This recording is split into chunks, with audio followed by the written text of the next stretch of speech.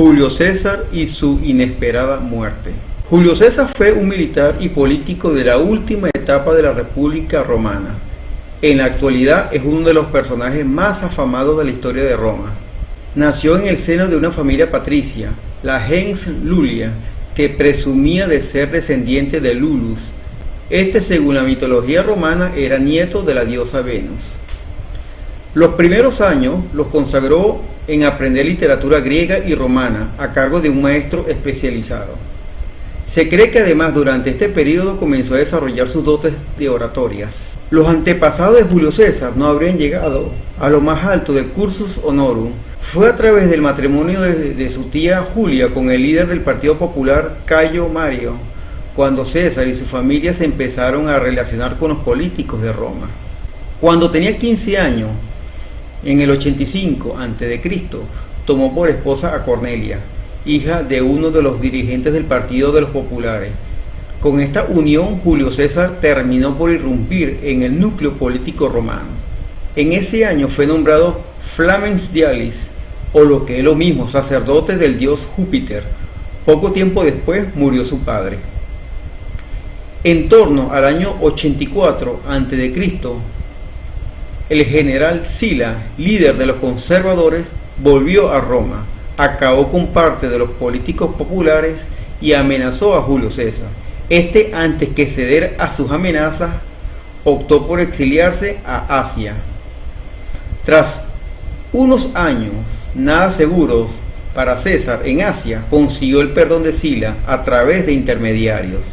Así que volvió a Roma en el 78 a.C., cuando Sila falleció. A su regreso a Roma, Julio César, político nato, se desarrolló como abogado hasta el año 71 a.C. aproximadamente. A partir de entonces fue cuando empezó su cursus honorum, al ser nombrado tribuno militar y poco tiempo después pontífex o pontífice. En el 65 a.C.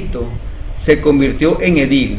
2 años después el cargo de Pontifex Maximus quedó libre y se le asignó a César. En el 62 a.C. le nombraron pretor y precónsul en Hispania.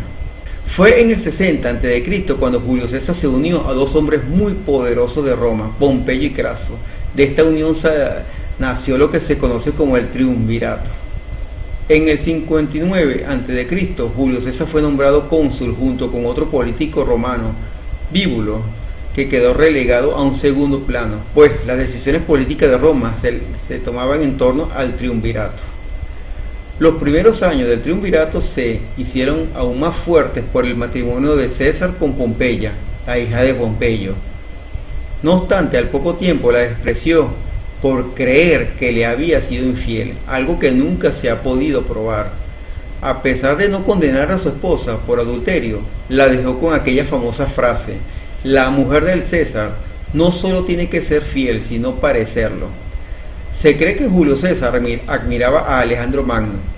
Quería expandir el poder de Roma como lo hizo el macedonio con Grecia.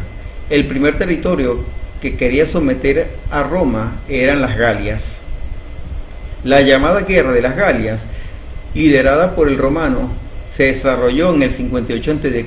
y el 51 a.C. Sometió lo que hoy son Francia, Bélgica y parte de Holanda, Alemania y Suiza. Con esta conquista, Julio César se aseguró la creación de un ejército que le fuera fiel. Fue así como pretendió fortalecer su posición militar y política.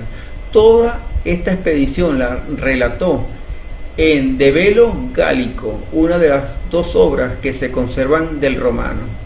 A partir del 53 a.C., el triunvirato comenzó a debilitarse.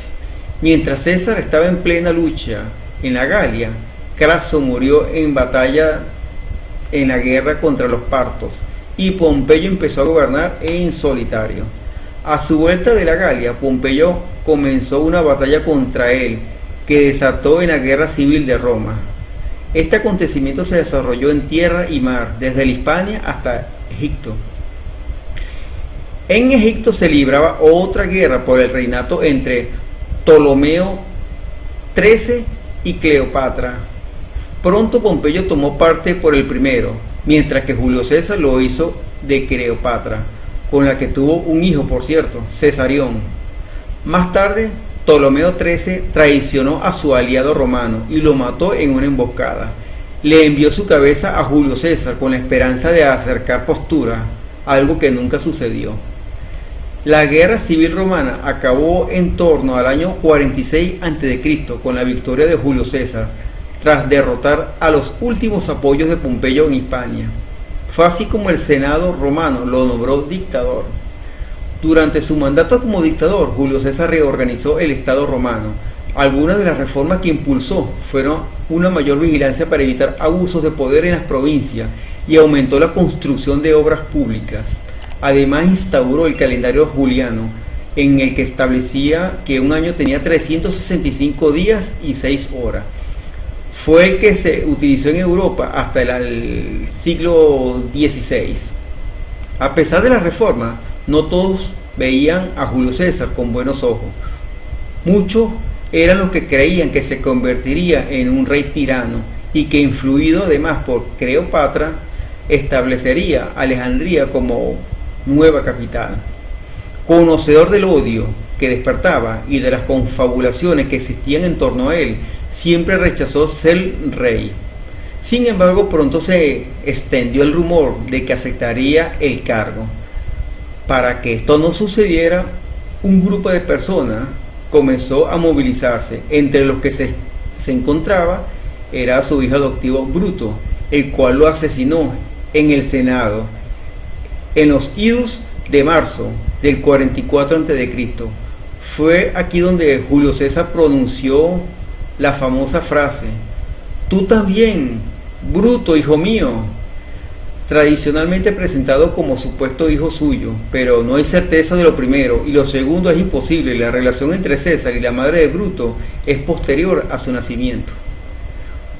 Julio César fue despedido por la población el 20 de marzo de ese mismo año. Inmediatamente después se desató una nueva guerra civil que acabó con la república y dio paso al imperio.